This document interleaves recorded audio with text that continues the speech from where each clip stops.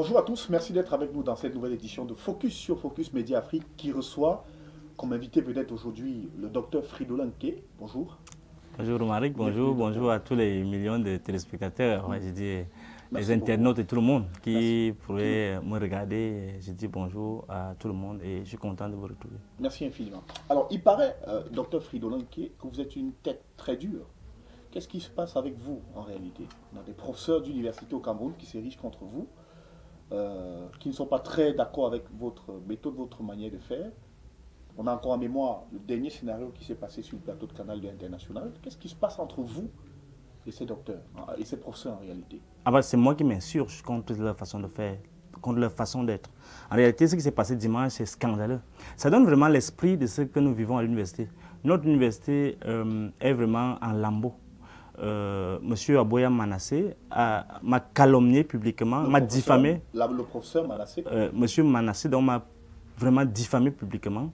Pourquoi vous ne mettez pas professeur? Non, parce qu'en réalité, il ne mérite pas ce titre-là. Parce que nous, la respectabilité au niveau universitaire est adossée à un comportement. Mais pourquoi vous pensez qu'il ne mérite pas le titre? Non, je refuse de l'appeler ainsi. Parce que ce qu'il a fait, il m'a diffamé dans le monde entier. Avec une bassesse, avec une légèreté qui m'indispose. Mais écoutez, il dit par exemple, il a dit dans le passage que nous avons vu sur Canal 2 International qu'il a reçu un message d'une jeune dame qui dit que visiblement vous la harcelez sexuellement. Est-ce que vous reconnaissez ce type de fait? Est-ce que vous reconnaissez harceler les femmes sur les réseaux sociaux ou en dehors? Dans tous les cas, j'ai décidé, et je peux le dire en exclusivité ici, j'ai décidé de porter plainte au niveau des tribunaux. Mon huissier est en train de faire le nécessaire et mon avocat et mes conseils ont été réunis hier avec mes autres conseillers pour les suites à donner à cette affaire. Donc pour le moment, je ne vais pas en parler davantage. Mais alors l'histoire... Vous allez poursuivre le procès il sera poursuivi en justice pour ces dénonciations calomnieuses. Bon, cela dit, je ne veux même pas m'étaler dessus parce que je dois répondre à la question que vous avez posée. C'est-à-dire pourquoi on arrive. Bon, il arrivait que quand je suis recruté en 2015 comme enseignant à l'université Yaoundé 1, au département de philosophie, j'ai eu des différends avec mon chef de département qui voulait absolument que je rentre dans des combats de fractions. Et les fractions, il y avait d'un côté le professeur Kémonier qui est au ministère et lui qui est de la Liké. Il disait effectivement il faut que je rejoigne les gens de la fraternité de la Liké pour aller combattre l'autre. Moi, j'ai décidé que toute l'école que j'ai faite là, ce n'est pas pour venir maintenant rentrer dans des conflits de ce genre-là. Les conflits d'intérêts, les conflits tribaux. Donc, ça a causé un grand étonnement de leur part. Que comment je n'ose pas rentrer dans les rangs. Alors, pour leur guerre, je ne sais pas quoi. Alors, il est arrivé que quelques temps après, il a décidé qu'il va me faire chasser de l'université. Il vous l'a dit clairement? Il me l'a dit clairement. Et bon, moi, j'ai donc dû mobiliser le professeur Mononjana, le professeur Mbele, qui est monsieur professeur Mbele, qui est son ami, pour qu'il essaie un peu de parlementer, pour qu'il essaie de voir. Il a refusé catégoriquement. 2 jours après, je recevais du professeur Pondi la notification que j'étais traduit au conseil de discipline. Alors que, bien avant, quand c'est arrivé, j'avais dit que le recteur qui avait été informé par une personne autorisée, avait décidé qu'on laisse tomber, qu'il savait bien que c'était de la calomnie. Mais malheureusement, ils ont tenu compte de ça et j'ai été traduit au conseil de discipline. Il faut révéler que la fille n'a jamais été mon étudiante. Elle s'appelle Ngo Agbe Elisabeth. Elle a été une copine. Il s'agit de quelle fille? La fille dont on parle là, que j'avais harcelée à l'université. Ça n'a rien à voir avec ce que qui aurait envoyé le message au professeur Manassé? Non, ça n'a rien à voir. Moi, je ne sais pas d'où il vient. Je vous dis que je n'en parle pas parce que c'est totalement écœurant. Donc, au niveau de Aboya, c'est juste la rengaine au niveau de l'université, du ministère des Affaires, du ministère de l'Enseignement supérieur. Ils n'ont jamais compris, ils n'ont jamais toléré, ils n'ont jamais accepté que la Cour suprême ait décidé de me donner raison. C'est là le problème. Donc, tous les manigances qu'ils font là, ces inepties, ces choses puériles qui sont en train de mettre en branle, ça n'a aucun rapport avec la réalité. La réalité, c'est celle dont je vous parle là. C'est-à-dire que ma copine, on l'a manipulée parce que c'est le professeur Aïssé Lucien qui était son directeur à l'école normale qui lui a donc dit, et elle m'avait appelé la veille pour me dire que non, lui, qu'est-ce qu'elle doit faire? Je dis donc, voilà, pour aller vite en besoin, j'ai donc dit que je ne peux pas laisser tomber. Donc on a violé même surtout tous mes droits lorsqu'on me jugeait. Parce qu'on l'a amené, on a refusé que le professeur Mononjana vienne, qui connaissait un peu ma moralité, qui vienne au moins, ne serait-ce que dire un mot. On l'a refoulé. Et en fait, le rectorat, le professeur Soso et toute la bande qui était là en ce moment, ils ont refusé catégoriquement d'accepter que le professeur Mono accepte. Alors, on s'est retrouvé au tribunal administratif. J'ai porté l'affaire au tribunal administratif, j'ai eu gain de cause. Et j'ai écrit au ministre Famen Ndongo, il a refusé. Il m'a écrit en retour pour me dire que lui va se pourvoir en cause à la Cour suprême. Oui. Et bien évidemment, je n'avais pas de choix. Je suis allé à la Cour suprême et j'ai eu gain de cause. La Cour suprême m'a donné raison. Oui. À la Cour suprême, oui. gain de cause. C'est pourquoi c'est scandaleux. Quand je vois un professeur, je vous dis, je ne peux pas l'appeler professeur parce que j'ai un immense respect pour certains professeurs qui ne peuvent pas se retrouver à faire certaines choses. C'est enlever tout le prestige de ce grade, tout le prestige de ce titre. Donc, et on a eu gain de cause. Le plus grave, c'est que malgré l'arrêt de la Cour suprême, Romari, ils ont refusé d'appliquer. Complètement parce que ils ont dit qu'ils n'appliquent pas de décision de justice. Parce qu'il y a un théoricien là-bas, un pseudo-théoricien, un pseudo-philosophe, un pseudo-juriste, un pseudo-intellectuel. C'est-à-dire que les universitaires réactionnaires, là, il s'appelle Abane Ngolo, Patrick, qui a dit qu'il est en train de systématiser la non-pratique des décisions de justice au Cameroun. Il est en train de faire une thèse doctorale avec son étudiant sur cette question-là. Donc, du coup, logiquement, il pensait que... Qu'est-ce que ça veut dire concrètement? Ça veut dire qu'ils n'appliquent pas. Ils ont décidé comme ça. Donc, maintenant, vous pouvez comprendre... Ils ne sont pas la justice. Non, si les universités décident comme ça, ça veut dire qu'en fait, ils se disent que le pays leur appartient. C'est ça l'implicite de cette démarche. Alors, pour aller dans le... J'ai dû utiliser les méthodes villageoises pour entrer dans mon bureau. Puisque j'avais scellé mon bureau pendant tout ce temps. Quelle méthode, par exemple? J'ai fait ce qu'il ne fallait pas peut-être faire, mais je ne veux pas peut-être rentrer dans les détails. Mais j'ai dû utiliser certaines méthodes pour entrer dans mon bureau. Parce que tu as eu un arrêt de la Cour suprême. Tu as toute la légalité. Mais les gens refusent obstinément d'appliquer. Il a fallu utiliser le marteau. Le marteau? C'est ça la vie. Si vous vous retrouvez dans un état de non... Si vous vous retrouvez dans une situation de non-droit, et vous savez ce qui arrive? Non. C'est ce qui arrive actuellement. Les gens vous disent que nous sommes dans le Léviathan. C'est-à-dire que Ronan Guinée dit que non, c'est l'État, le Léviathan, c'est l'État westphalien. C'est-à-dire qu'on doit tuer tout le monde. Donc on est dans l'état de nature. Il n'interprète pas la pensée en fonction du contexte, en fonction des principes qui gouvernent la réflexion de l'auteur, du penseur qui a écrit ça. Alors, ils sont dans l'état de systématiser leur volonté de puissance. Et dans ces conditions-là, il faut se défendre. Et à la fin, lorsque j'ai porté l'affaire au pénal, c'est là où ça s'est résolu.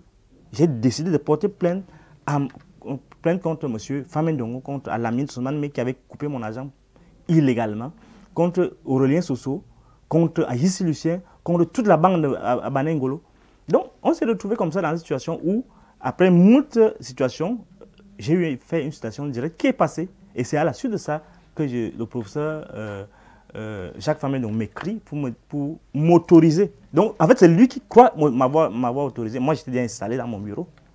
Vous étiez déjà installé. Vous n'avez pas eu besoin d'autorisation du ministre. C'est l'État. L'État, c'est le peuple. Le peuple, c'est la justice. La justice par le nom du peuple. Dans mon arrêt de la Cour suprême, j'ai lu là, le peuple camerounais décide que je n'ai pas besoin d'un autre chef que le peuple camerounais, qui me paye d'ailleurs. D'accord. Et aujourd'hui, vous allez porter plainte au professeur Manassé. Aboya, vous l'avez dit dans cette C'est en cours, ce sera fait. Mais est-ce que vous ne pouvez pas passer sur cet incident? Non, c'est très grave ce qu'il a fait. Et c'est ça que je dénonce dans les universités. Ce sont des gens qui tuent l'université, qui tuent les jeunes. Comment? C'est-à-dire, lorsque tu es à une certaine posture, tu es capable d'impulser les dynamiques ou bien de retenir les énergies. C'est ça qu'ils font. Ils ne pensent pas améliorer l'esprit de la recherche, l'esprit de la culture du mérite. Mais quel était l'esprit derrière ce que faisait le professeur Manassé sur le plateau? C'était quoi l'idée? Je ne sais pas, moi je ne peux pas savoir, c'est juste une bêtise. Est-ce que vous avez un problème particulier? Je ne l'avais jamais rencontré. Justement, c'est qu'ils sont dans une démarche où ils veulent tuer toutes les velléités de lucidité. On doit rester la tête regardant la terre. Parce que c'est eux qui sont aux commandes. Et ils croient qu'ils confondent le pouvoir souverain du peuple, qui leur prête un petit brin de puissance, et ils oublient la fonction de gouvernance qui leur incombe. C'est-à-dire amener les jeunes à émerger. Leur problème dans tout le système qui est mis en place, ce n'est même pas un système en tant que tel. Quand on dit le système, je dois dire que ce n'est pas ça. Oui. Parce que ce qui est en place, ce qui se fait là, les gens qui gouvernent là, ce n'est pas le BIA en fait. C'est une mafia para-étatique qui s'autorise à faire n'importe quoi, à manipuler les victimes, à faire n'importe quoi. Voilà le problème de fond. Ce qu'ils sont en train de faire au niveau du ministère de l'Enseignement supérieur. Et vous savez, c'est tellement grave. Vous ne mesurez pas la gravité de cela. L'université, c'est l'esprit qui pense un pays. Et quand on voit les universitaires agir comme ça, on ne peut pas les laisser continuer. Il faut sévir. Il faut sévir. Et je vais sévir. Il va lire l'heure sur mon visage. Qu'est-ce qu'il va faire? Il va lire l'heure sur mon visage. D'accord. Alors, vous parlez beaucoup d'universitaires. Vous parlez beaucoup d'universitaires camerounais, des intellectuels camerounais. Alors, comment vous les trouvez sur le plan de la formation? Est-ce que les intellectuels camerounais sont suffisamment capés pour aborder certains sujets avec beaucoup d'épaisseur? Ou alors, la plupart des intellectuels camerounais, on doit les classer dans le rang des petits mangeurs, généralement, comme on a l'habitude de dire. Vous, quelle est la perception que vous avez des universitaires camerounais, y compris vous également? Bien sûr, il y a beaucoup de génies parmi nous. Il y a beaucoup de génies. On a un gros problème de gouvernement de l'université. Vous savez, la loi de 2011 qui régit un peu l'esprit de l'enseignement nous donne pour mission de créer des connaissances qui vont servir au progrès. Et c'est curieux, regardez bien ce que je vais dire, au progrès, au développement économique du pays et de l'humanité. C'est-à-dire que le pays, le Cameroun reconnaît que ces universités, ces penseurs doivent rayonner au plan international. Oui. Et on a les compétences pour le faire. Et je vais vous dire, on a tellement de gens qui se battent là pour que ça marche un peu. Mais il y a toute une clique de gens qui sont attachés aux prébendes que produisent les positionnements.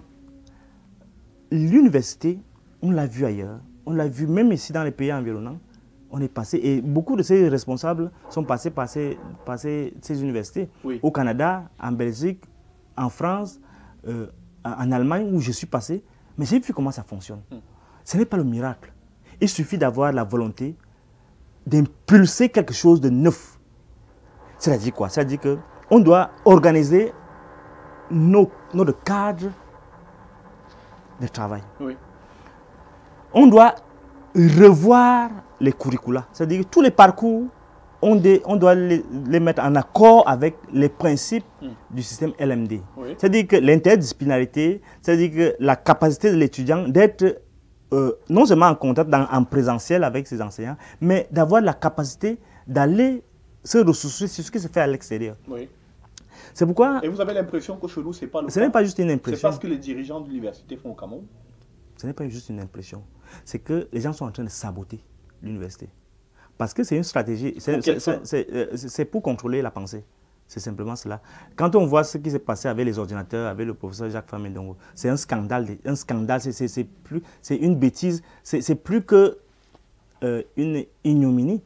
C'est-à-dire qu'on voit un type qui est supposé comprendre comment fonctionne une université, qui est supposé comprendre l'importance d'une pensée, qui est en train de torpiller un processus qui était bien enclenché, qui avait été conçu par le président de la République. Et c'était très lumineux comme pensée. Oui. C'est-à-dire que faire en sorte que les choses, on articule vraiment la formation de nos étudiants avec les réquisitions du monde actuel. Parce qu'il ne suffit pas de former les gens. Il suffit de voir que il y a tout un ensemble de choses dont il faut tenir compte. Oui. C'est-à-dire que, qu'est-ce qu'on enseigne? À quelle fin? Destiné à quel public? À quelle entreprise? Parce qu'il y a les emplois qui finissent. Mais on continue de former dans les mêmes secteurs. Il faut repenser l'université en totalité. D'accord. Je propose qu'on marque une pause. Dans quelques instants, nous allons parler avec vous de l'objet d'un duel éventuel que vous demandez avec le professeur Mathias Eriko Olanguidi, mais aussi de vos position vis-à-vis du MRC et aussi votre lecture sur l'actualité africaine et camerounaise en ce moment. A tout de suite.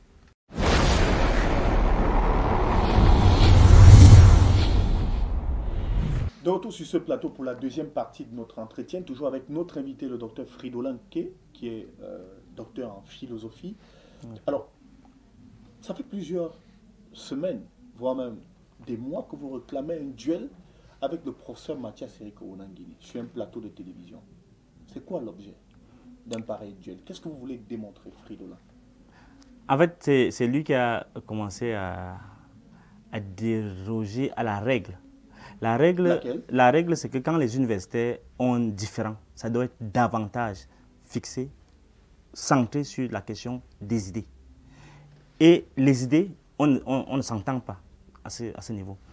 Monsieur Onangini, le différent est parti du fait que Achille Mbembe a écrit un texte pour dire qu'il faut qu'on se retrouve, qu'on pense ensemble, pour qu'on puisse mettre un terme à la guerre.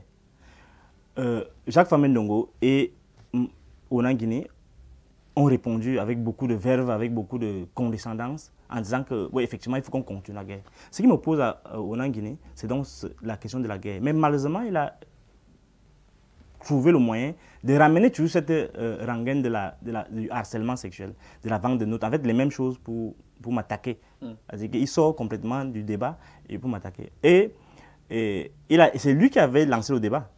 Il veut m'affronter. Oui. C'est lui. Maintenant, il fuit.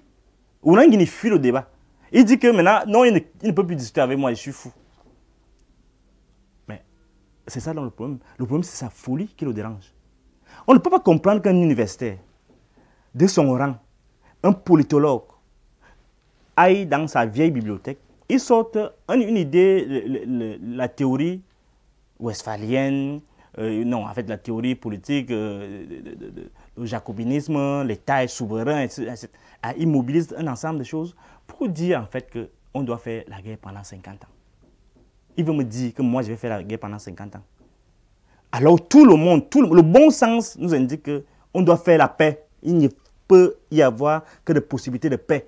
Ça veut dire qu'en réalité, Frank Biya, Brenda, tout le monde va faire la guerre. Si moi, je dois aller accepter que mes enfants fassent la guerre pendant 50 ans, Onangini, ses enfants doivent venir faire la guerre. Cette expression vous a choqué? Je suis plus que choqué. Monsieur, vous avez vu ce qui se passe au nord-ouest, au sud-ouest? Si. À cause de deux choses. La malgouvernance et l'incompétence, l'inculture même des gens comme Onangini. Il dit qu'il est politologue, mais il utilise une vieille marmite pour dire que non, c'est le machin. Est-ce que vous pensez qu'il n'a jamais été dans le nord-ouest ou le sud-ouest pour toucher les réalités du droit avant de parler comme il le fait? En réalité, ils ne sont pas préoccupés par cela. Je veux dire en réalité... Qu'est-ce qui les préoccupe d'après? Ce qui les préoccupe, c'est bouffer le pétrole. Bouffer, au sens propre, c'est-à-dire bouffer. C'est-à-dire qu'ils ne veulent même pas vous donner l'occasion même de vous rincer les yeux. Ils veulent bouffer. Bouffer. C'est-à-dire que les gens, ils ont une cupidité malsaine. Et cette cupidité est adossée à une idéologie perverse. Je vous dis ce qui se passe. Oui. Clausewitz avait dit que la guerre, c'est la perpétuation de la continuation de la politique par d'autres moyens. Oui. Et c'est ce qui se passe. La politique qui est en place au nord du sud-ouest, c'est la politique de la francisation de cette région. Et ce qui se passe, c'est que... Donc, il faut rendre tous les anglophones francophones. On doit franciser ces gens. Pourquoi? Parce que il faut neutraliser cette culture qui n'est pas... qui vient comme un cheveu dans la soupe. Qui n'est pas commode francophone. Oui, parce que l'esprit... de la revendication... L'esprit, ce n'est pas des populations du nord et du sud-ouest. Ce n'est pas seulement la revendication. C'est un principe élémentaire. C'est-à-dire que quand on est un homme, on ne se laisse pas gouverner par autrui. On gouverne soi-même.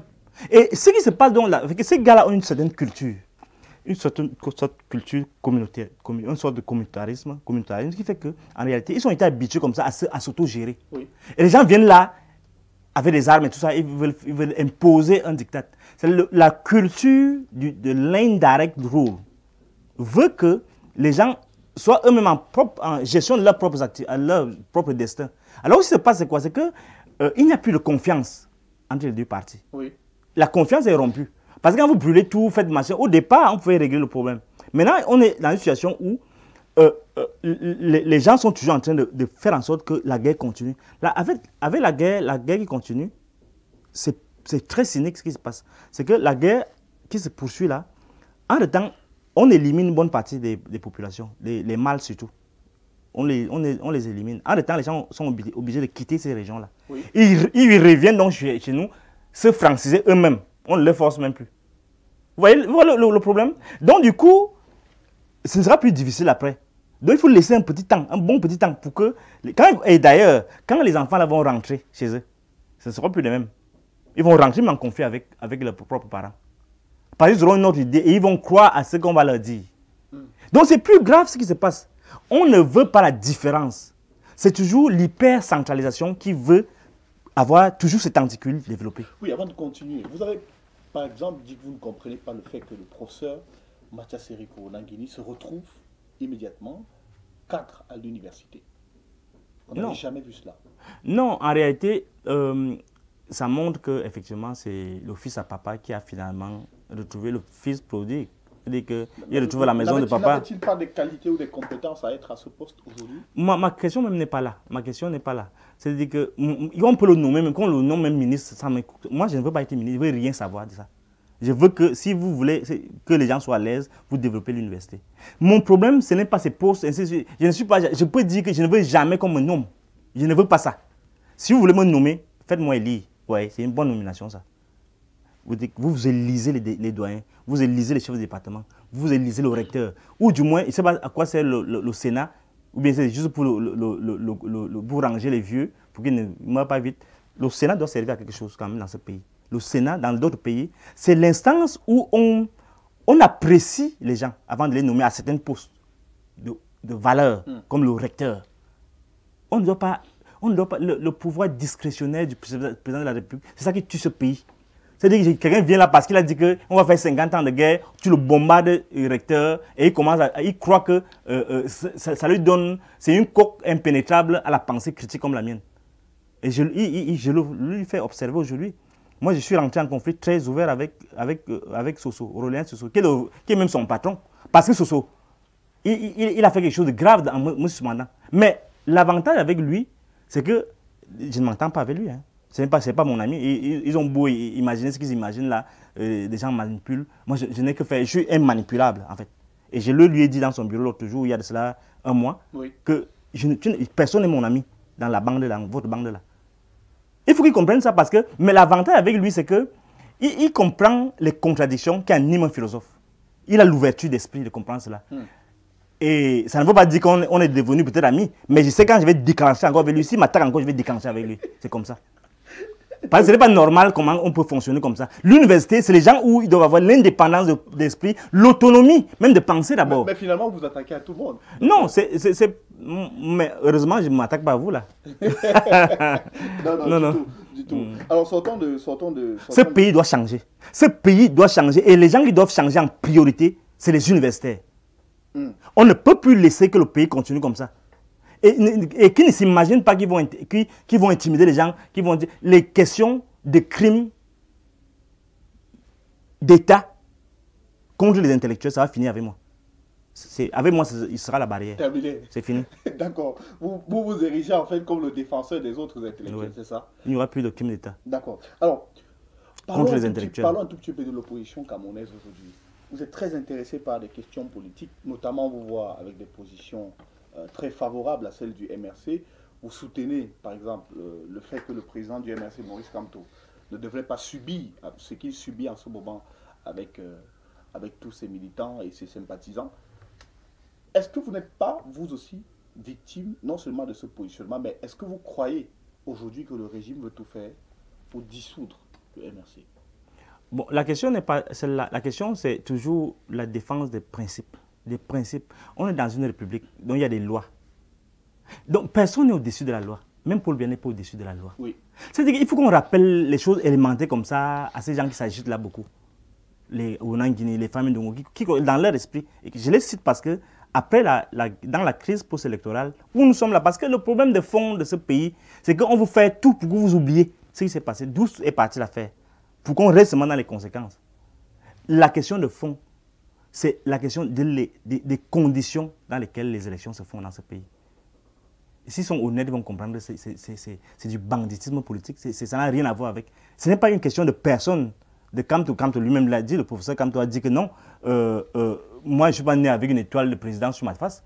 Mais il faut défendre les principes. Qu'est-ce qu'on va laisser comme héritage? C'est-à-dire que les gens, parce qu'ils ont dit qu'ils revendiquent, on les arrête tous, parce qu'ils marchent, on les arrête tous, on les met en Konengi-Pana, et on casse des destins comme ça, on casse des vies des gens comme ça. Et ce n'est pas une fois, ce n'est pas deux fois, c'est répétitif, c'est déjà la norme de gouvernement. C'est ça, gouverner. C'est la question que je me pose quand je dis, vous arrêtez Kamto, vous dites que c'est parce que c'est l'État westphalien, il ne doit pas faire n'importe quoi. À quoi sert donc la proposition? En fait, il y a une stratégie pour neutraliser toutes les oppositions. Bon, Kamto, c'est parce qu'il est un peu plus, il a des convictions un peu plus assurées. On veut polir l'opposition et la rendre la plus inefficace possible. Le binôme gouvernement-opposition pour créer la prospérité n'existe pas. C'est-à-dire qu'on veut choisir leurs propres gens. Et permettez-moi de dire un petit truc là-dessus. Oui. Sur nos opposants. Allons-y. J'ai marché avec quelques-uns. Et vous allez vous rendre compte que ces gens-là, c'est des farceurs. Et vous allez vous rendre compte que les gens sont dans l'opposition, supposément. Mais quelqu'un va te dire que, bon, quand tu passes sur le terrain, là, si quelqu'un te dérange, tu me dis, je vais appeler à Tanganji. Et tu te dis, mais ça, je marche avec un opposant. Et moi, quand je sors d'une telle expérience, tu vas me dire de repartir encore avec les mêmes gens. Mais est-ce qu'être opposant veut dire qu'on ne connaît pas quelqu'un dans l'origine? Non, c'est pas ça le problème. Le problème, c'est quoi? C'est que les gens rentrent par derrière, ils négocient les choses. Je ne veux pas aller plus loin. Mais j'étais candidat aux élections municipales. D'accord. Et je devais aller avec certaines personnes. Avec quel parti politique? Et j'étais avec le PURS de Matomba au départ. Et avant ça, avant d'aller sur le terrain, j'ai dû discuter avec Cabral pendant quelques temps. Et je ne veux pas rentrer dans certains détails, mais je vais vous dire que ceux qui sont célébrés comme les opposants là, je ne pense pas qu'ils fassent vraiment de l'opposition. Ils sont quoi? Les opposants de l'opposition? Je crois qu'ils sont en train de chercher ce qu'ils veulent, mais ça ne cherche pas le progrès du pays. Ils ne sont pas des opposants en réalité. Donc, ce n'est pas moi qui détermine qui est opposant ou pas, mais de mon expérience, des discussions que j'ai eues avec eux, des choses que j'ai vu faire dans le cadre de ma dernière expérience municipale, où les gens, je vais vous dire quelque chose. Oui. Dans ce pays, lorsqu'il y a élection, c'est supposé opposant. Ils négocient des trucs. Tu ne poses pas ta candidature ici, parce qu'ici c'est mon fief, donc je suis prêt à négocier. Je peux donner les exemples de ce que je dis là, mais je ne le dirai pas ici. Mais j'ai vécu ça au Bala, avec un de ces leaders dont on parle beaucoup, qui supposément serait de l'opposition. Et ça ne vous a pas frustré? Ça m'a plus que frustré. J'ai été dégoûté. Et eux, par contre, le système aime quand je dis système, la mafia para-étatique qui orchestre ces crimes-là dans le nord de Sud, en fait, qui gère ce pays-là. Ils aiment bien les gens comme ça. Les gens un peu double face, les gens un peu tout mielleux, attractifs d'apparence, mais foncièrement dépouillés de convictions. D'aucuns disent que pour la première fois, le président Biya face en lui un vrai opposant qu'est Maurice Kamto. Parce qu'idéologiquement, il semble avoir les moyens de son opposition, bien qu'il soit combattu par un certain nombre de personnes. Est-ce que vous partagez cette idée?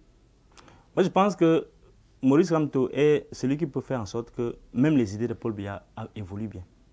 Comment ça? C'est-à-dire que je vous dis, quand je vois, je n'ai pas d'affinité quelconque avec les gens du MRC. Oui. Les gens sont surpris, que les gens se disent peut-être que la cam talibanie, les gros mots de machin, les gens s'imaginent même que je suis en contact avec quelques gens. Non, je suis un esprit libre qui analyse froidement les situations. Quand je vois les idées du professeur Kamto, quand je vois la posture qu'il a, je crois que le président Biya ferait même mieux de travailler avec des gens comme celui-là. Ou du moins, pour dire que il a l'étoffe pour faire des choses dans ce pays. Il a l'étoffe. Par rapport à ces gens qui s'agitent là, qui n'ont aucun contenu, qui n'ont pas de référence vraiment qui puissent convaincre au sens propre du terme. Malheureusement, nous allons sortir de cet entretien. Le temps nous est totalement imparti. Mais je voudrais qu'on sorte quand même par un dernier élément essentiel. Bientôt, il y a les élections régionales qui vont se tenir le 6 décembre prochain. Est-ce que vous pensez qu'il est urgent d'organiser ces élections maintenant? Ils vont le faire parce qu'ils sont dans une logique, une fuite en avant. C'est tellement grossier qu'ils sont en train de faire que, vous voyez ce qu'ils sont en train d'organiser. C'est-à-dire qu'ils mettent tous les vieillards là, qui étaient sous-préfets, qui préfets, qui étaient gouverneurs. En fait, ils ne comprennent même rien. C'est-à-dire qu'ils sont là même, ils sont déjà là juste en train de manger. En fait, je crois qu'ils sont en train de ruminer même. Parce qu'ils ne mangent même plus, ils ont déjà trop bouffé. Ils sont en train de ruminer. Donc, tous les vieux là vont être là. Et c'est les gens qui retiennent le pouvoir. On ne fait aucune ouverture. Ce qui est plus grave, c'est ça. C'est que les partis qui ont été exclus, comme l'UPC, comme le SDF, comme le MRC, c'est-à-dire qu'ils ne tiennent pas compte de ça. On va se retrouver toujours avec la même majorité obèse, avec la même inertie, avec les mêmes contradictions, avec la même paupérisation, avec les mêmes revendications. Donc, c'est un cycle. Et ça pose un problème éthique, moral. C'est pourquoi je dis que c'est impensable que les gens puissent laisser prospérer cela. Et le président de la République doit arrêter cela. Le président Paul Biya doit dire que non. Mais malheureusement, il ne sait même pas s'il a encore la parole. C'est scandaleux ce qui se passe. Mais il doit avoir la parole parce qu'il a sorti quelques notes pour donner des directives sur comment les régionales vont se dérouler dans quelques temps. Il a la parole. Bien que d'aucuns disent qu'il soit décédé, mais il signe des documents, il continue d'exercer en tant que chef d'État. Il est question maintenant qu'il se redimensionne. Il y a un éparpillement du champ politique et social. Il faut qu'il retrouve les fondamentaux d'une gestion qu'on dit étatique. L'esprit de l'État. Je sais qu'il a l'esprit d'un chef d'État. Mais je crois que c'est totalement pollué par cette dispersion des intérêts. Docteur Nké, sortons de cet entretien. Si aujourd'hui on vous appelle, ou bien vous arrivez, vous tombez sur une nomination, Docteur Nké, 4 à l'université de Yaoundé 1, allez-vous accepter ou pas? Je voulais vous dire... Peu importe le poste de responsabilité qu'on vous donne, si on vous donne une nomination, que ce soit à l'université ou dans le gouvernement camerounais, est-ce que vous allez accepter? En toute honnêteté. En toute honnêteté, le seul poste que je n'ai pas accepté maintenant, c'est le poste de ministre de l'enseignement supérieur. C'est ce que je mérite. Le reste, je leur ai interdit de me nommer. Catégoriquement. Oui. Vous voulez la tête de femme d'Ongo? Vous voulez prendre... Non, ce n'est pas sa tête, c'est que vous voulez prendre la je veux être ministre de l'enseignement supérieur. C'est ça que je veux. Et rien d'autre. Et l'autre chose, c'est quoi? C'est qu'ils ne s'avisent pas des questions de nominer dans les cadres. Vraiment, qu'ils comprennent que l'université, pour qu'elle fonctionne, pour qu'elle puisse faire décoller ce pays, a nécessairement besoin de l'autonomie. L'autonomie passe par l'élection.